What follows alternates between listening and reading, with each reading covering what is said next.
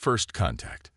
The vast observation deck of the Galactic Federation flagship Celestial Harmony offered an unparalleled view of the mysterious vessels that drifted silently through the void. Commander Ilara Chen stood with her hands clasped behind her back, her dark eyes reflecting the distant starlight as she studied the ancient fleet through the reinforced glass. Primitive design, wouldn't you say, Commander? High Counselor Vextrol approached, his forearms folded in the traditional Araxian posture of dismissal. The tall, blue-skinned alien's facial ridges twitched with barely concealed amusement. Hard to believe anyone would construct vessels from such basic materials. Ilara didn't respond immediately. 15 years of deep space exploration had taught her that appearances could be deceiving. The ships did look simple, their hulls dark and weathered, lacking the gleaming elegance of Federation vessels. But something about them made the hairs on the back of her neck stand on end. "Sir, with respect, I'd like to investigate further before drawing conclusions," she said finally. Vextrol waved a dismissive hand. "The Council has already classified them as archaeological curiosities, remnants of a failed civilization, nothing more." The communication panel on Ilara's wrist blinked urgently. "Excuse me, Counselor." She stepped away, tapping the device. "Chen here." "Commander." The excited voice of Dr. Mira Santos, her chief science officer, burst through the speaker. "You need to see these readings. They don't make any sense." 10 minutes later, Ilara stood in the science lab, leaning over Santos's shoulder as the scientist pulled up holographic displays showing energy patterns from the derelict fleet. "Look here," Santos pointed to faint lines running through the ship structures. "There's some kind of energy signature, but it's hidden somehow, like it's being channeled through dimensions our sensors can barely detect." Dr. Cass, the Felbian xenotechnology expert, made a sound that passed for laughter in his species. "Surely you don't expect us to take these readings seriously. Those ships are clearly remnants of a civilization that barely understood interstellar travel. Look at the hull composition. They still used physical metals instead of energy shielding." Before Santos could respond, the lab doors slid open, and Lieutenant Commander Riker strode in, his weathered face serious. He'd served with Ilara for years, and she knew that expression. He'd found something. "Commander, we've completed the initial dating analysis," he reported, projecting his findings onto the main screen. "According to every method we've tried, these ships are approximately 8,000 years old." The room fell silent. "That's impossible," Dr. Cass said finally. "No materials could survive that long in deep space without completely degrading." "Exactly." Riker's eyes gleamed. "Yet here they are." Ilara felt that familiar chill again. "Prepare a boarding team. Full containment protocols." "Commander Chen." Vextrol's voice boomed from the doorway. The High Counselor had evidently been monitoring their communications. "You cannot seriously be considering boarding those relics. They're worthless museum pieces at best, death traps at worst." Ilara turned to face him, keeping her voice calm but firm. "Sir, with all due respect, in my experience, when something doesn't make sense, that's exactly when we should pay closer attention." Vextrol's facial ridges darkened, an Araxian sign of irritation. "The Council has already decided these ruins are of no strategic value. Our mission is to continue mapping the Cygnus arm, not waste resources on space debris." "I understand, Counselor. But Federation Charter Section 12 gives mission commanders discretionary authority to investigate anomalies that might provide significant scientific insights." She paused. "I'm invoking that authority now." The council chamber erupted with protests when Vextrol reported her decision. Their voices filtered through the communication system as Ilara's team prepared their equipment in the shuttle bay. "The human is overstepping her authority. Those ships belong to some long-extinct species that couldn't even master basic warp technology. Why waste resources on primitive artifacts?" Ilara ignored them, focusing instead on the briefing with her team.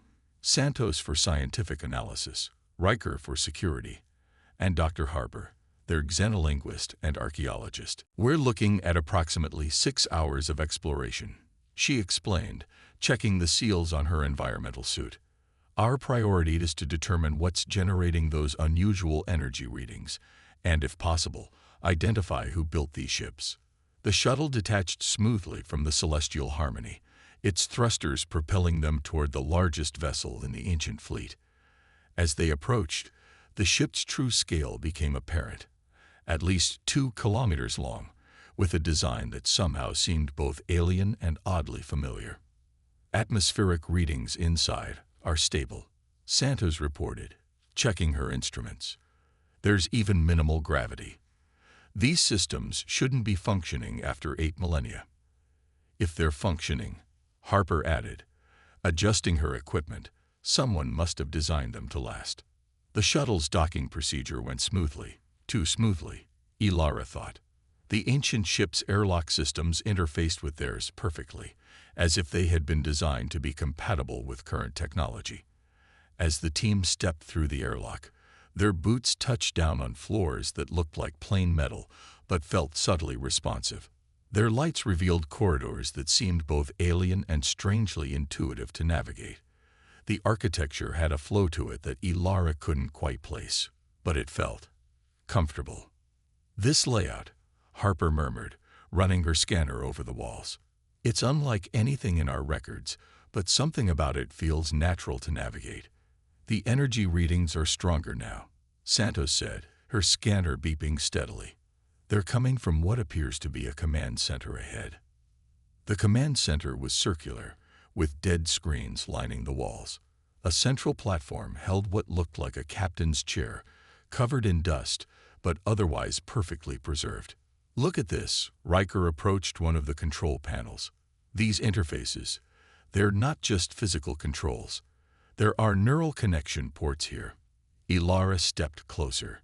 Neural technology. That's advanced even by our standards. Santos carefully wiped away dust from one panel, revealing more of the interface. Her scanner suddenly began beeping rapidly. Commander, I'm detecting organic material in these controls. After 1,000 years? What kind? Santos adjusted her scanner, then looked up, her face pale. Human DNA. The silence that followed was absolute. That's impossible, Harper whispered finally. Humans only achieved interstellar travel 400 years ago. These ships are 8,000 years old. Run the test again, Ilara ordered. Santos did, this time using multiple scanning protocols. Confirmed, Commander. The DNA is human, and it's preserved in some kind of molecular stasis field built into the ship itself. The computer systems, Harper added, her voice trembling as she activated her own scanners. They're structured like a human brain. The neural interfaces weren't adapted for human use. They were designed by humans from the start. Ilara approached the captain's chair, removing her glove. Something compelled her to touch it, and when she did, the chair illuminated under her hand, a soft blue glow spreading from her fingertips across the control panels. Throughout the ship, lights began to flicker on, systems humming to life after 8 millennia of dormancy. Get these readings back to the flagship, she ordered. The Council needs to see this. On the Celestial Harmony, Vextrol stared at the incoming data in disbelief. The other council members had gathered as well, their earlier amusement replaced by shocked silence. This is preposterous, one counselor finally said. Humans were primitive 8,000 years ago. They were still developing basic agriculture. That's what we thought, Ilara replied through the communication link. But the evidence is right here. Human DNA, human neural interfaces, and technology we still can't fully comprehend. Then where did it all go? Vextrol demanded. If humans had this level of technology, why did they lose it? Why start over from scratch? Before Ilara could respond, Santos' urgent voice came through. Commander, the ship, it's responding to something. All systems are powering up. Through the flagship's observation windows, they could see lights flickering to life across the ancient vessel's hull. Patterns that had seemed like random designs began to glow with soft blue light. "Get your team out of there now," Vex Trull ordered. But Ilara stood her ground, watching the ship come to life. "No," she said firmly. "Whatever our ancestors left behind, they meant for us to find it. And I think we're about to discover why." As the ancient ship's glow grew stronger, deep within its systems, something that had waited 8,000 years began to wake up. Something that would change humanity's place in the galaxy forever. The awakening. Blue light pulsed through the ancient ship's corridors like blood returning to a long-dormant body. Commander Ilara Chen, Dr. Santos, Lieutenant Commander Riker, and Dr. Harper stood transfixed in the command center as dormant screens flickered to life around them. The air hummed with energy that made their skin tingle even through their protective suits. "These power readings are off the charts," Santos said, staring at her scanner in disbelief. "The ship isn't just waking up. It's transforming somehow. The energy is reorganizing the vessel's internal structure." A soft voice filled the room, speaking in perfect standard English. "Human genetic signature confirmed. Initiating awakening protocols." Ilara stepped forward. "This is Commander Ilara Chen of the Galactic Federation. Identify yourself." The blue light concentrated in the center of the room, forming a holographic figure. It appeared humanoid but was composed of shifting patterns of light and code. "I am Atlas, guardian of this fleet. I have waited 8,072 years for human descendants to return." Through their communication link, they could hear the council members on the flagship arguing among themselves. Vex Trull's voice cut through the chaos. "How is it speaking our language? This is impossible." "I adapt to current language patterns," Atlas explained calmly. "My systems have been monitoring your communications since you discovered the fleet." Harper moved closer to the hologram, her scientific curiosity overcoming her caution. "Why were you waiting for us? Why did humanity abandon this technology?" Atlas's form shifted, showing images of Earth from the distant past. "They didn't abandon it. They concealed it. Your ancestors were far more advanced than your current historical records indicate. They had mastered technologies that could reshape planets, harness the power of stars, and manipulate the fundamental forces of reality." "That contradicts everything we know about human history," Riker said skeptically. "Your current understanding is incomplete by design," Atlas replied. "Your ancestors ensured it would be." "Why?" Ilara asked. "Why would they hide their achievements? Why regress?" Atlas's projection changed to show a vast, dark mass moving between stars. "Because they detected something coming. Something that hunts civilizations that reach too far, too fast. Your ancestors found a way to detect these entities millennia before they would arrive. Instead of fleeing or attempting immediate confrontation, they chose a longer, more strategic path." Santos shook her head in disbelief. "Are you saying they chose to start over? To forget everything?" "Yes." Atlas's voice carried a tone of reverence. "They built this fleet using their most advanced technology, then deliberately regressed their own civilization. They knew that when the threat arrived, it would expect to find a young, developing species, not one that had concealed its true capabilities for millennia." Through the viewport of the Celestial Harmony, the Federation Council watched as the other ships in the ancient fleet began to power up, their supposedly primitive hulls coming alive with the same blue energy that illuminated Atlas. "This fleet carries weapons and defenses specifically designed to combat the coming threat," Atlas continued. "Technology that was developed, tested, and perfected, then hidden away until it would be needed." Ilara felt a chill run down her spine. "And when will this threat arrive?" Atlas's hologram expanded, showing a star map of the galaxy. Several points of light were blinking red. "They are already here. Scout entities have begun probing the outer systems. The main collective will arrive within 1 standard year." "How many are we talking about?" Riker asked, his military mind already calculating defense strategies. "Numbers are irrelevant," Atlas replied. "Conventional weapons and defenses are useless against them. They feed on energy itself.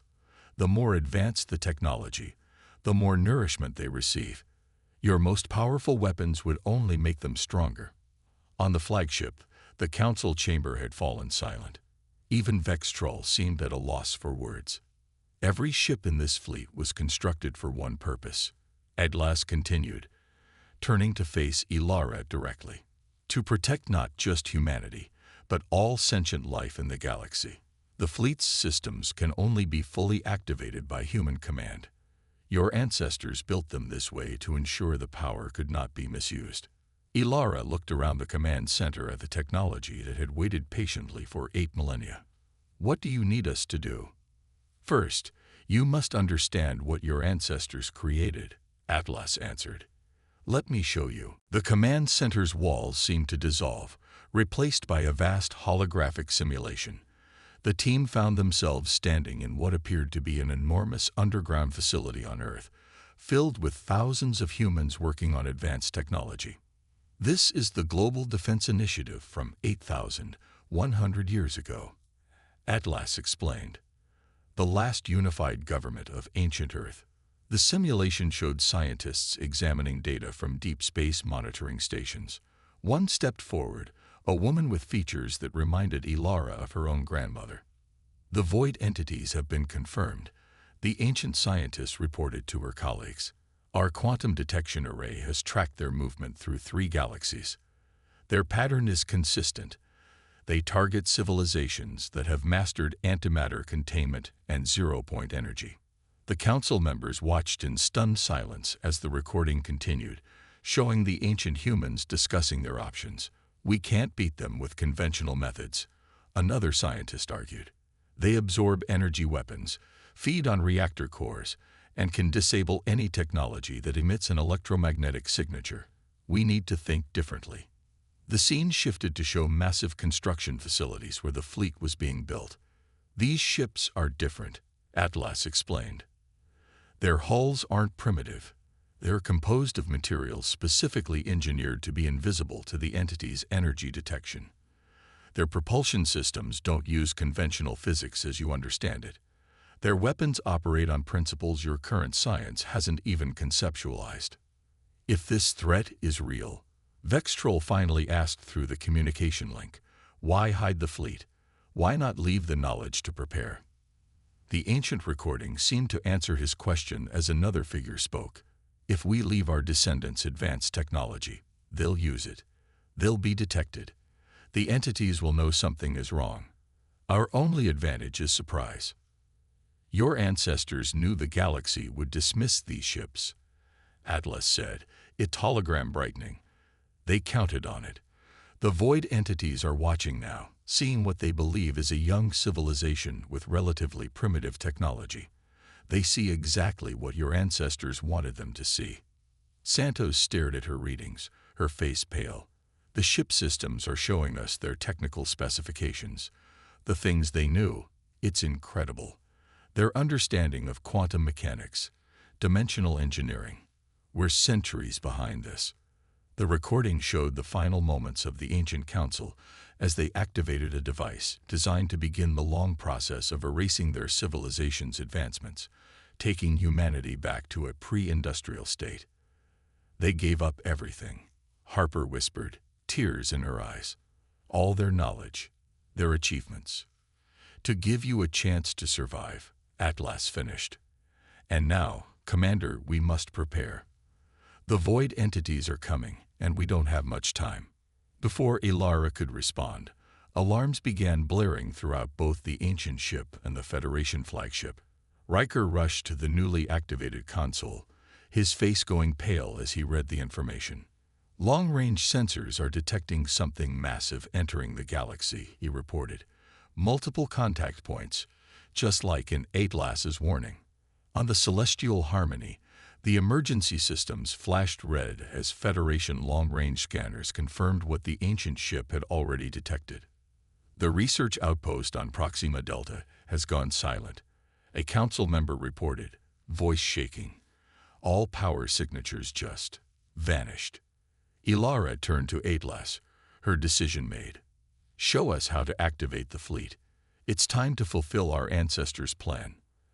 As if in response, the captain's chair in the center of the command room began to glow more intensely. Atlas's hologram gestured toward it. Take your place, Commander.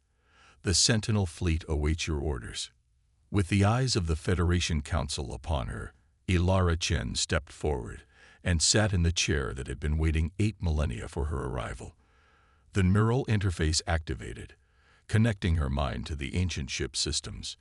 In an instant, she understood what her ancestors had done, and what they had sacrificed to give humanity this moment. Throughout the galaxy, the ancient fleet's dormant ships began to awaken, their systems coming online one by one. The void entities would not find the easy prey they expected. Instead, they would face the legacy of humanity's ingenuity, a trap 8,000 years in the making. The Guardian Protocol. The neural interface embraced Ilara's consciousness like an old friend. Information flooded her mind, not overwhelming, but elegantly organized, as if she'd always known how to process it. The ship's systems unfolded before her mental touch, revealing capabilities that made the Federation's most advanced technology seem primitive by comparison. This is incredible, she whispered, though she wasn't sure if she'd spoken aloud or just thought it. Atlas's voice seemed to come from everywhere and nowhere. Your genetic profile is compatible with the command protocols. The ship recognizes you as a descendant of Admiral Sophia Chen, who commanded the prototype vessel during the final tests. Images flashed through Ilara's mind. A woman with her same eyes, standing on this very deck, giving the order to activate the hibernation protocols. 8,000 years ago, this woman, her ancestor, had made the decision that would shape humanity's future. The Council is demanding an explanation, Riker reported, monitoring communications from the flagship. They're frightened. Through the neural link, Ilara could sense the growing panic on the celestial harmony. The Council members were watching as more reports came in from the outer systems, research stations going dark, colony worlds losing communication, automated beacons falling silent. Open a direct channel to the Council, she ordered. The ship complied instantly, projecting a holographic view of the Council chamber onto the command center wall. Counselors, Ilara began, I understand your concerns. What we've discovered here contradicts everything we thought we knew about human history. But the threat Atlas has warned us about is real. Your own sensors are confirming it now. Vextrol stepped forward, his blue skin pale with stress. Commander Chen, the Federation's defensive fleet is mobilizing to investigate these outages. We need you to return to the flagship immediately and bring all data regarding these entities. Ilara shook her head. With respect, Counselor, conventional forces will be ineffective against this threat. In fact, they'll only make it stronger. That's preposterous. Another Council member objected. Our battlecruisers are equipped with the most advanced weapon systems in known space. Let me show you, Ilara said quietly. Through her neural link, she accessed the ancient ship's long-range sensors, exponentially more sophisticated than anything the Federation possessed. The view screen shifted, showing a distant Federation outpost surrounded by a protective field of energy-based defense systems.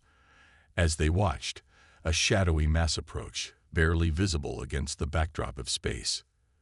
The station's automated defenses activated, firing brilliant beams of concentrated energy at the approaching darkness. But instead of dispersing or being damaged, the shadow seemed to absorb the beams, growing denser, larger. It enveloped the defensive grid, which flickered and died. Within moments, all lights on the station went dark. They feed on energy itself, Atlas explained. Your conventional weapons are worse than useless. They accelerate the entity's growth and strength. Silence fell over the Council chamber. Finally, Vextrol spoke, his voice subdued. If what you say is true, Commander, how do we fight such a threat? That's what this fleet was designed for, Ilara answered. My ancestors built these ships with technology specifically engineered to combat the void entities. How is that possible? Dr. Cass demanded. If they consume energy, how can any technology function against them? Atlas's hologram expanded, displaying complex schematics. Conventional technology utilizes and emits energy in ways the entities can detect and consume. These ships operate on different principles. Their propulsion systems use dimensional folding rather than conventional thrust. Their weapons don't emit energy. They manipulate the underlying structure of space-time to disrupt the entity's cohesion. Through the neural interface, Ilara could comprehend concepts that would have been incomprehensible to her just hours before. The ships didn't fight against the void entity's hunger. They existed in a state the entities couldn't perceive or consume. "The fleet is ready, Commander," Atlas announced. "All 317 vessels are now fully operational." Santos looked up from her console in amazement. "Commander, these ships, they're forming a network. They're communicating with each other at a quantum level, coordinating their systems. The Guardian Protocol," Atlas confirmed. "The fleet functions as a single organism when activated, each vessel supporting and enhancing the others." Ilara turned her attention back to the Council. "I'm requesting emergency authority to command this fleet against the void entity incursion. We need to intercept them before they reach populated systems." The Council erupted in debate. Some members argued for caution, others for immediate action. Vextrol raised his hands for silence. "Commander Chen, even if we grant such authority, which is unprecedented, how can we be certain these ancient vessels can withstand combat? They're relics, regardless of their technological sophistication." Ilara smiled slightly. "They're not relics, Counselor. They're perfectly preserved, maintained by autonomous systems for 8 millennia. And they're far more advanced than anything we've built. My ancestors weren't just building weapons. They were creating humanity's legacy, ensuring our species would survive to protect this galaxy." While the Council deliberated, Harper approached Ilara, holding a small device she discovered in a compartment near the command chair. "Commander, I think you should see this," she said quietly. It was a personal log recording, activated by Harper's touch. A hologram appeared, Admiral Sophia Chen, the Lara's ancestor, recording her final message before the regression protocol began. "To my descendants," the ancient admiral began, her eyes, so like Ilara's, filled with determination. "If you're watching this, then our plan has worked. You've found the fleet, and the void entities have returned. I wish we could have spared you this burden, but there was no other way. We could have fled, found another galaxy to call home, but that would have only delayed the inevitable. These creatures consume entire galaxies if left unchecked." The Admiral's hologram paused, then continued with fierce pride. "We chose to fight, not just for humanity, but for all life in this galaxy. The ships we've built represent the pinnacle of our civilization's achievements. They will seem miraculous to you, I'm sure. We've had to sacrifice so much knowledge, so many advancements. But remember, this technology, it is your birthright. What seems like magic to you now was once common understanding." Tears glistened in the Admiral's eyes. "The hardest part was knowing we would never see the outcome of our sacrifice. We're sending our civilization back to the Stone Age, erasing almost all evidence of what we achieved. Future generations will build a new human society, unaware of their true heritage until the moment of need arrives." She straightened, her expression resolute. "You are that moment. You carry our hopes, our dreams, our determination to survive. The fleet is yours now. Use it well."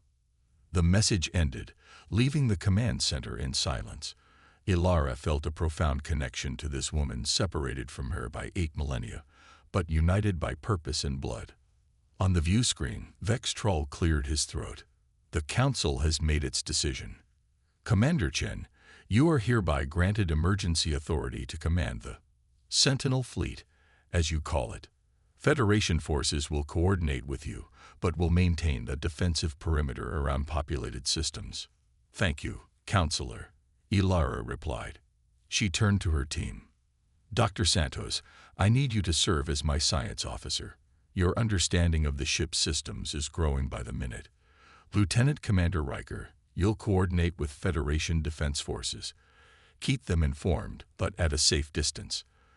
Dr. Harper, continue analyzing the historical records. There may be more insights we can use. Through the neural interface, Ilara sent a command to the fleet.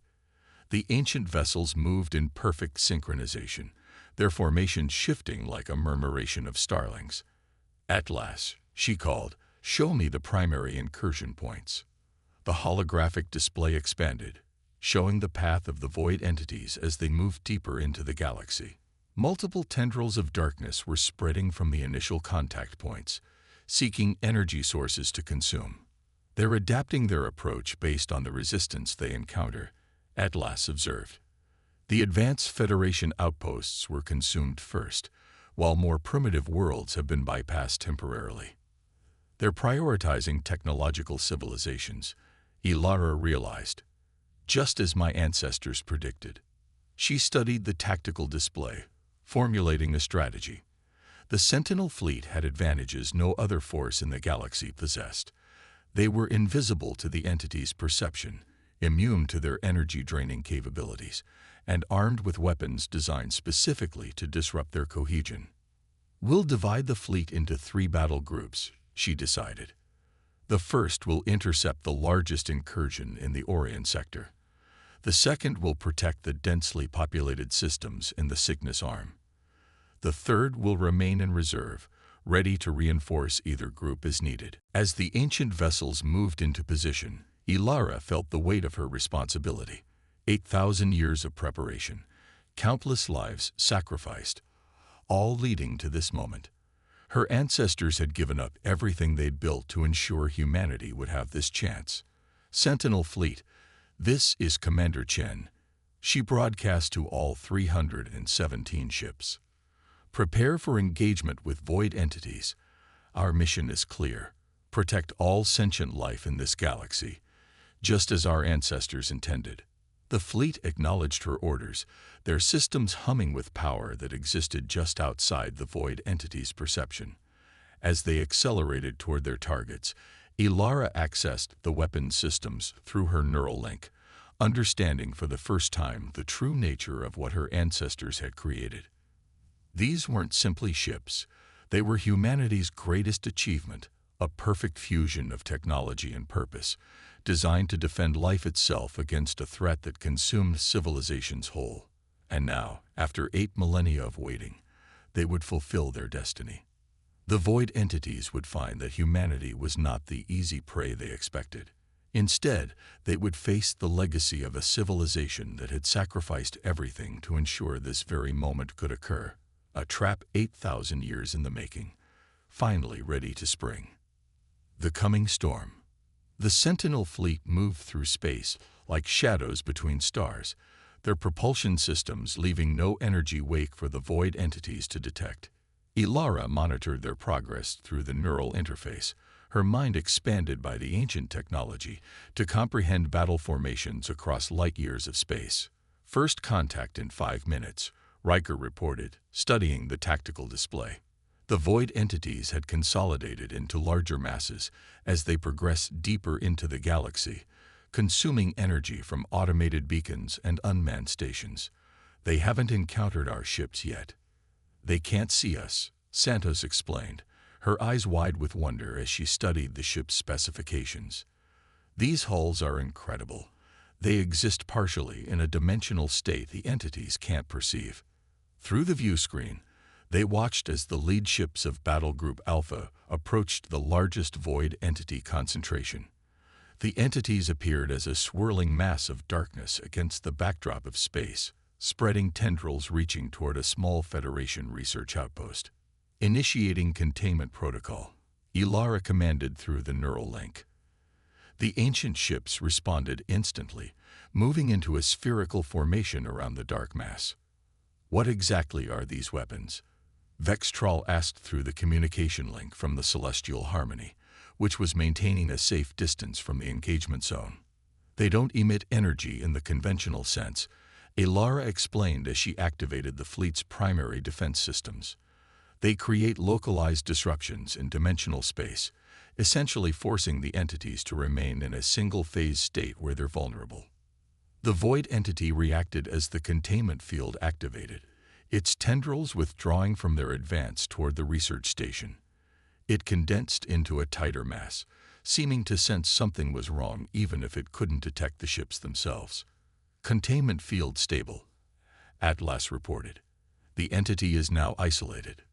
Ilara nodded. Initiate phase disruption. The ships of Battle Group Alpha began to pulse with a strange light that seemed to bend around them rather than emanate from them. The void entity within the containment field writhed, its form fluctuating as the dimensional barriers it used to move between energy states were systematically closed off. It's working, Santos breathed, watching the sensors. The entity can't shift dimensional states. It's locked in our reality. Now for the final phase, Ilara said. Initiate void collapse. The ancient ships activated their primary weapons, not energy beams or explosive projectiles, but focused points of intense gravitational distortion. The space within the containment field began to fold in on itself, compressing the void entity into an ever smaller volume. On the view screen, the dark mass convulsed, trying desperately to escape. But without its ability to shift between dimensional states, it had nowhere to go. The gravitational collapse continued, forcing the entity into a singularity-like state. Containment holding at 100%. Atlas confirmed. Entity compression at 87% and rising. Vextrol and the Council watched in stunned silence as the massive void entity, which had consumed entire Federation outposts without effort, was systematically neutralized by technology 8 millennia old. Compression complete. Atlas announced finally. Entity has been reduced to subatomic particles and contained in a dimensional pocket. The ships of Battle Group Alpha disengaged their systems, the containment field dissolving as they prepared to move to their next target. One down, Riker said, a hint of awe in his voice. But there are dozens more detected, and who knows how many still approaching the galaxy. Ilara nodded grimly. This was just the advanced scout. My ancestors' records indicate the main collective is far larger. The ship's communication system suddenly chimed with an urgent priority signal. A Federation captain appeared on the view screen, his uniform disheveled, face streaked with sweat. This is Captain Drazen of the FGS Invictus. We're under attack in the Procyon system. Our weapons are useless. The entity is absorbing all energy we direct at it. We've lost 3 ships already. Ilara's fingers flew across the neural interface. Battle Group Beta. Divert to Procyon system. Maximum speed. Containment protocol authorized upon arrival. The Invictus won't last that long, Riker warned. They're using active energy shields and weapons. They might as well be feeding the entity directly. Captain Drazen, Ilara called. Shut down all non-essential systems immediately. Power down your weapons, shields, everything except life support at minimal levels. Make yourselves as energy neutral as possible. The captain stared in disbelief. Power down our defenses. That's suicide. Your defenses are making it stronger, Ilara explained urgently. The less energy you emit, the less detectable you are to these entities. Trust me, Captain. Help is on the way. As Battle Group Beta raced toward the Procyon system, reports began flooding in from across the galaxy. More void entities had been detected, advancing faster than predicted, targeting the most technologically advanced worlds first. They're learning, Atlas observed, adapting their strategy based on what they've encountered so far. In the council chamber, panic was spreading. How do we evacuate entire worlds? One counselor demanded. There are billions of lives at stake. Our evacuation ships would be detected and consumed before they could reach safety. Vextrol, who had been watching the Sentinel fleet's first successful engagement with growing respect, raised his hands for silence. We must trust Commander Chen and this legacy her ancestors left behind. Conventional evacuation would indeed be disastrous. On the command deck, Ilara reviewed the tactical situation through the neural interface. The void entities were spreading faster than she had anticipated, moving toward populated systems with alarming speed. "We need to adjust our strategy," she told her team. "The fleet can defeat these entities, but not if we're constantly reacting to their movements." "What do you suggest?" Riker asked. Ilara's eyes narrowed as she studied the galactic map. "We need to draw them away from populated systems, create a diversion, something too tempting for them to ignore." "Like what?" Santos asked. "Everything that would attract them would also strengthen them." Atlas's hologram shifted, displaying a star system near the galactic center. The ancient defense network included contingency measures for such a scenario. In the Centaurus cluster, your ancestors constructed a special facility, a decoy of sorts. The hologram expanded, showing a massive station orbiting a neutron star.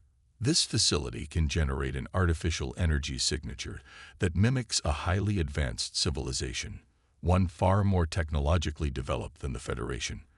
The void entities will be unable to resist such a feast. "But won't that just make them stronger?" Riker objected. "The facility doesn't actually contain real energy for them to consume," Atlas explained. "It's an elaborate trap. When they attempt to feed, they'll trigger a containment field similar to what the fleet uses, but on a much larger scale." Ilara made her decision. "Atlas, activate the Centaurus facility. Battle Group Charlie will position themselves around it to ensure the trap functions properly." As the orders were relayed, Captain Drazen's voice came through again from the Invictus. "We've powered down as ordered, Commander, but the entity is still approaching. We have minutes at most." "Battle Group Beta's ETA," Ilara demanded. 3 minutes to intercept," Riker reported. "Too long," Ilara muttered. She closed her eyes, consulting the ship's tactical systems through the neural link. "I'm taking our vessel to assist. The rest of Alpha Group will continue to the next target zone." The ancient flagship responded instantly to her commands, its dimensional drives engaging.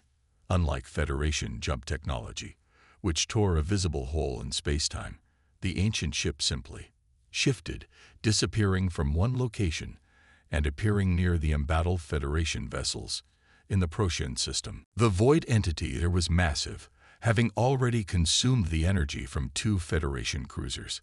It loomed over the Invictus like a storm cloud, tendrils of darkness probing toward the powered-down ship. "Containment protocol. Emergency deployment," Ilara ordered. The ancient flagship responded, surrounding the entity with a precisely calibrated dimensional field before it could react to their presence. The void entity thrashed within the containment zone, sensing the trap but unable to escape. "Initiate collapse sequence," Ilara commanded. As with the first engagement, the gravitational distortion weapons activated, compressing the entity into an ever smaller volume. But this entity was larger, stronger, and it fought back with surprising force. "Containment field destabilizing," Santos warned. "It's trying to phase shift through the barrier." Ilara drove her consciousness deeper into the neural network, accessing systems that had been dormant moments before. The ship responded, reinforcing the containment field with additional dimensional barriers. "Field restabilized," Atlas confirmed. "But this entity has evolved since your ancestors' initial encounters. It's displaying adaptive capabilities not recorded in our database." "Then we'll adapt too," Ilara said grimly. She initiated a secondary attack protocol, targeting specific nodes within the entity's structure that seemed to coordinate its movements. The precision strikes disrupted its cohesion, causing it to lose the organized resistance it had been mounting. "Compression resuming," Atlas reported. "Entity neutralization at 63% and climbing." Captain Drazen's astonished face appeared on the view screen. What kind of technology is this? That thing destroyed our most powerful vessels, like they were nothing." "The kind of technology that comes from thinking 8,000 years ahead," Ilara replied, her concentration still focused on maintaining the containment field. Finally, the entity collapsed completely, compressed into a subatomic state, and sealed in a dimensional pocket. The ancient flagship disengaged its systems, the blue glow of its weapons subsiding. Battle Group Beta arrived moments later, ready to assist but finding their target already neutralized.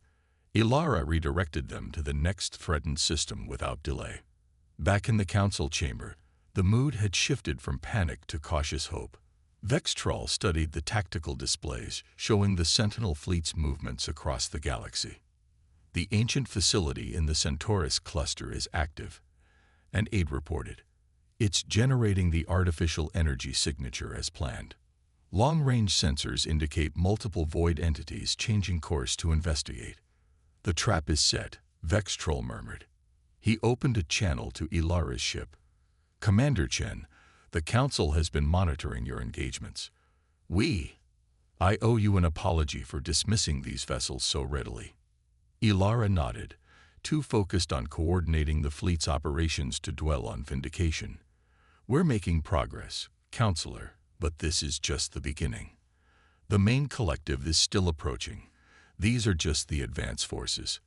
Through the neural interface, she sensed a new disturbance, a massive concentration of void entities converging on the Centaurus facility. Battle Group Charlie was in position, monitoring the trap but remaining undetected. The primary wave has taken the bait, Atlas announced. 17 large entities approaching the Centaurus facility. Estimated time to containment field activation, 6 minutes. Ilara felt a moment of doubt. The Centaurus trap was designed to handle multiple entities simultaneously, but 17 was beyond its original specifications. If it failed, those entities would emerge even stronger, potentially unstoppable. We should reinforce Charlie Group, she decided. Redirect Battle Group Alpha to Centaurus. We need to ensure that trap succeeds. As the fleet reorganized, a new alert sounded, one that sent a chill through everyone who heard it. Massive dimensional disturbance detected at the galaxy's edge. Atlas reported, its holographic form flickering with the urgency of the information. The main collective has arrived. It's larger than anything recorded in my database. The tactical display shifted to show a darkness spreading across the outer rim of the galaxy, so vast it blotted out the stars themselves. Unlike the advanced entities they'd encountered, this wasn't simply a predator seeking energy. It was a force of consumption on a cosmic scale. How do we fight that? Santos whispered, her face pale as she stared at the display. Ilara felt the weight of 8,000 years of preparation on her shoulders. This was the moment her ancestors had sacrificed everything for, the crisis they had foreseen and planned for across millennia. Through the neural interface, she accessed the deepest levels of the ship's database, searching for protocols designed for this exact scenario. What she found made her breath catch. At last, she said quietly, "Initiate the Prometheus protocol." The AI's hologram flickered, its expression solemn. Commander, the Prometheus protocol was designed as a last resort. Once activated, it cannot be reversed. What exactly is this protocol? Vextrol demanded through the communication link. Ilara met his gaze steadily. The ultimate weapon my ancestors created. They called it Prometheus because, like the figure from human mythology, it brings fire. But this fire burns between dimensions. The ancient flagship began to pulse with new energy, systems activating that had remained dormant even during the awakening. Throughout the fleet, the same transformation was occurring as the ships prepared for their final purpose. The Centaurus trap has activated, Atlas reported. All 17 entities successfully contained. Battle Groups Alpha and Charlie standing by for further orders. Ilara took a deep breath, feeling the full weight of the decision before her. All battle groups, converge on the main collective. Prepare for dimensional inversion on my command. As the Sentinel fleet moved toward the greatest threat humanity had ever faced, Ilara Chen prepared to unleash a weapon designed 8 millennia ago for this precise moment. A fire that would burn across dimensions and decide the fate of all life in the galaxy. Humanity's legacy. The Sentinel fleet converged at the edge of the galaxy, 317 ancient vessels positioned in a precise formation facing the encroaching darkness. Through the neural interface, Ilara coordinated their movements with a level of precision impossible through conventional communication systems. On the bridge of the flagship, her physical body sat motionless in the command chair, but her consciousness expanded across the fleet, present on each vessel simultaneously. Dr. Santos monitored her vital signs while Riker maintained communication with the Federation forces, which had wisely retreated to a safe distance. The Prometheus protocol is at 87% readiness, Atlas reported. Final configuration in 3 minutes. Through the view screen, they could see the main collective, a vast, churning darkness that stretched across light years of space. It moved with a terrible purpose, tendrils of void reaching toward the inhabited worlds of the galaxy. In the council chamber aboard the Celestial Harmony, Vextrol and the other leaders watched with a mixture of awe and terror. What exactly will this Prometheus protocol do? The High Counselor asked, his voice subdued. Ilara's consciousness partially returned to her body so she could respond. It's not a conventional weapon. The fleet will create a dimensional inversion field, essentially turning the entity's feeding process against them. I don't understand, Vextrol admitted. Atlas's hologram expanded to illustrate the concept. The void entities exist partially between dimensions, which allows them to feed on energy across multiple planes of reality. The Prometheus protocol creates a recursive loop in this process. They'll begin consuming their own dimensional structure. Will it destroy them completely? Santos asked. No, Atlas replied. Nothing can be completely destroyed, but it will force them into a dormant state and bind them to a dimensional pocket outside normal spacetime. They'll be unable to feed or expand for approximately 50,000 years, based on current projections. 50,000 years, Harper whispered. Your ancestors were thinking on a timescale we can barely comprehend. They knew this wouldn't be a permanent solution, Ilara explained. They were buying time, 50,000 years for humanity and the other species of this galaxy to advance, to prepare for the entity's eventual return. The ship's systems chimed, indicating the Prometheus protocol had reached full readiness. The fleet had arranged itself into a complex three-dimensional lattice, each vessel positioned to create a specific facet of the dimensional inversion field. Federation forces have completed their withdrawal to safe distance, Riker reported. All civilian worlds in the potential effect zone have been evacuated. Ilara nodded, her mind already reaching back into the fleet consciousness, initiating Prometheus protocol. Now, throughout the fleet, ancient systems activated simultaneously. The ships began to pulse with a strange light that seemed to bend inward rather than radiate outward. The space between them warped, creating patterns that hurt the eyes to look at directly. Dimensional inversion field forming, Atlas confirmed. 30% strength and rising. The massive collective seemed to sense the threat, its leading edge pulling back slightly, tendrils withdrawing from their advance. But it was too late. The field was expanding, engulfing the darkness. 50% strength, Atlas reported. Entity reaction detected.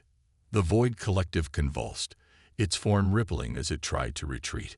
But the inversion field held it fast, creating a dimensional barrier it couldn't penetrate. 70% strength, recursive loop initiating. On the tactical display, they could see the collective beginning to fold in on itself, consuming its own structure as the dimensional properties that allowed it to feed were turned against it. The darkness contracted, condensing into an ever tighter mass. 90% strength. Final phase beginning. The ships of the Sentinel fleet glowed brighter, channels of energy connecting them as they poured their combined power into completing the inversion field. The effort was enormous. Even these incredible vessels were being pushed to their limits. Warning, Atlas announced suddenly. Fleet integrity at risk.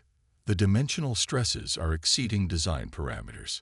Through the neural link, Ilara could feel the strain on the ancient ships.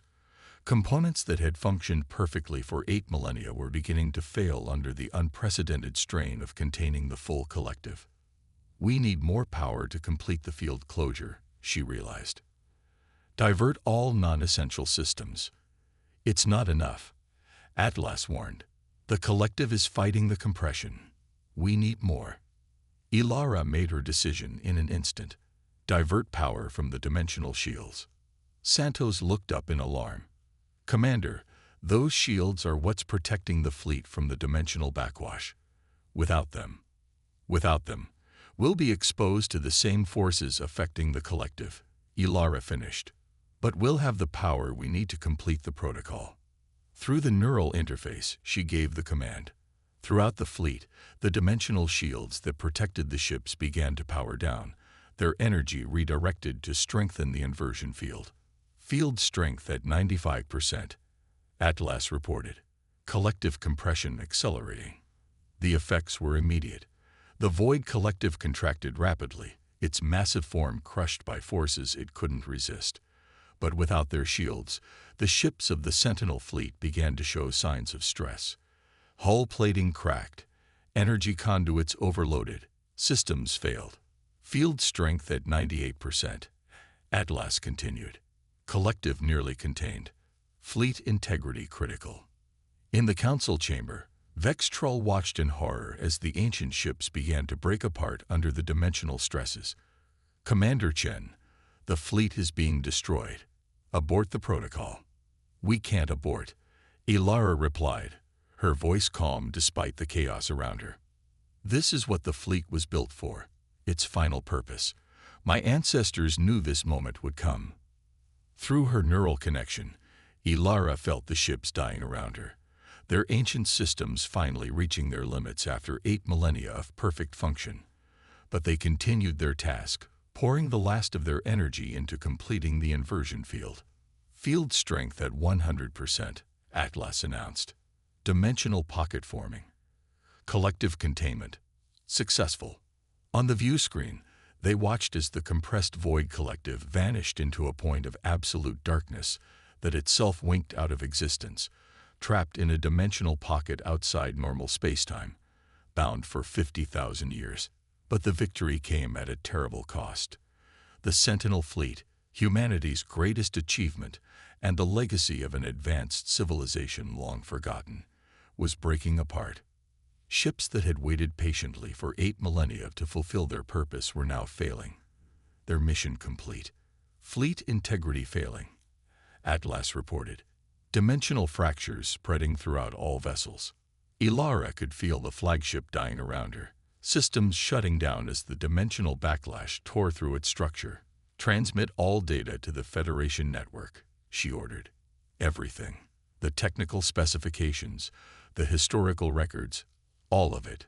Transmission initiated, Atlas confirmed. Through the neural interface, now filled with static as connections failed, Ilara addressed the crews of the doomed fleet, the AIs and automated systems that had maintained these vessels for 8 millennia, waiting for this moment.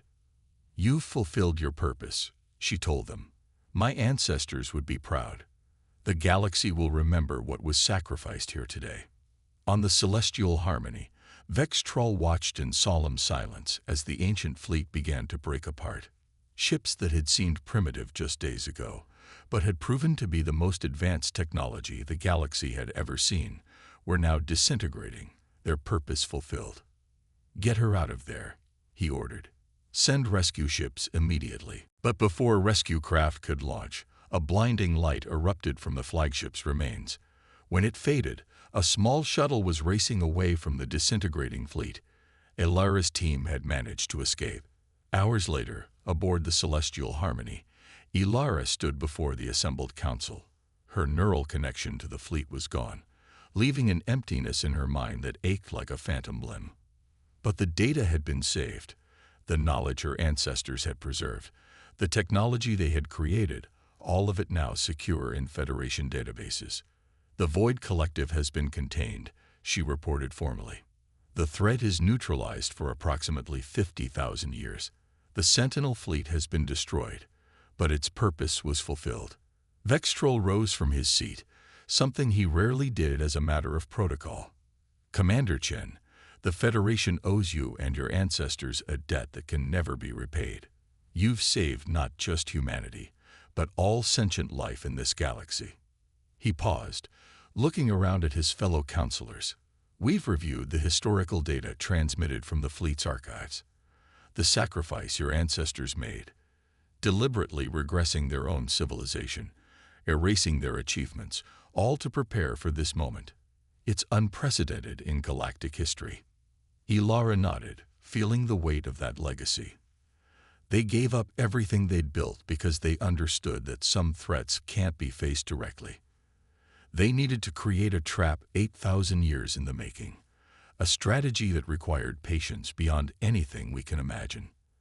And now, another counselor asked, the fleet is gone. If these entities return in 50,000 years, how will our descendants face them? My ancestors left us their knowledge, Ilara replied. Not just weapons, but understanding, scientific principles, technological innovations, philosophical insights that were lost for 8 millennia. We have 50,000 years to study what they knew, to advance beyond even their achievements. She looked out at the stars visible through the council chamber's great window. And this time, we won't have to forget.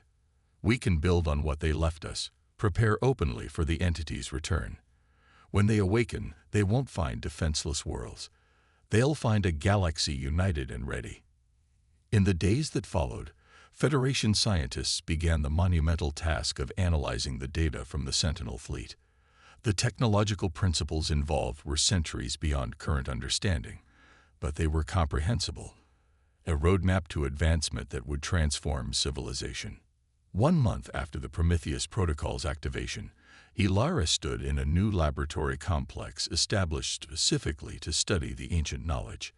Dr. Santos worked alongside Federation scientists from a dozen species, all collaborating to understand what humanity's ancestors had created.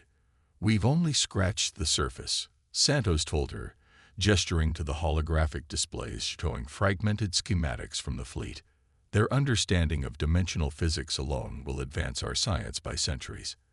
And there's so much more: medical technology, environmental engineering, sustainable energy systems that could transform worlds. Ilara nodded, studying a particular schematic that had caught her attention. They weren't just building weapons.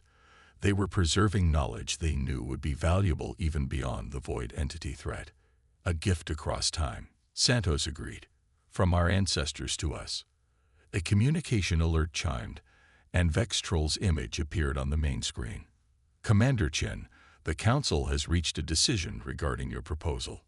After the crisis, Ilara had submitted a formal request to establish a new division within the Federation, one dedicated to long-term strategic planning and threat assessment, operating on timescales of centuries rather than years. The Council has approved the establishment of the Sentinel Initiative, Vextrol announced, and we unanimously agree that you should lead it. Your perspective, your family's perspective, I should say, is unique in understanding the value of planning across generations. Ilara felt a sense of completion, a circle closing that had begun 8,000 years ago with her ancestors' difficult choice. I accept, Counselor. We have much work to do. That evening, she stood alone on the observation deck of the research station, looking out at the stars. The void entities were contained, but not destroyed. In 50,000 years, they would return, and it was now her responsibility to ensure that future generations would be ready. From a small compartment, she removed the only physical object that had survived the destruction of the Sentinel fleet, the personal log device of Admiral Sophia Chen, her ancestor from 8 millennia past. The Admiral's final message played again, her face so similar to Ilara's own. Remember, the ancient Admiral said, her eyes filled with determination. The greatest weapon is not technology, but foresight. The willingness to sacrifice in the present for a future you may never see. That is humanity's true legacy. Ilara Chen touched the screen gently, forming a connection across 8,000 years of human history. We remember, she whispered, and we will not forget again. Across the galaxy, a new chapter was beginning, one built on the foundation laid by ancestors who had the courage to look beyond their own time, who understood that humanity's greatest strength was not the weapons it could build, but its capacity to plan, to adapt, and to sacrifice for a future it might never witness. The stars continued their eternal dance, unaware that they had just been saved by the most elaborate trap in galactic history, a plan 8,000 years in the making. Humanity's greatest legacy to the universe it called home.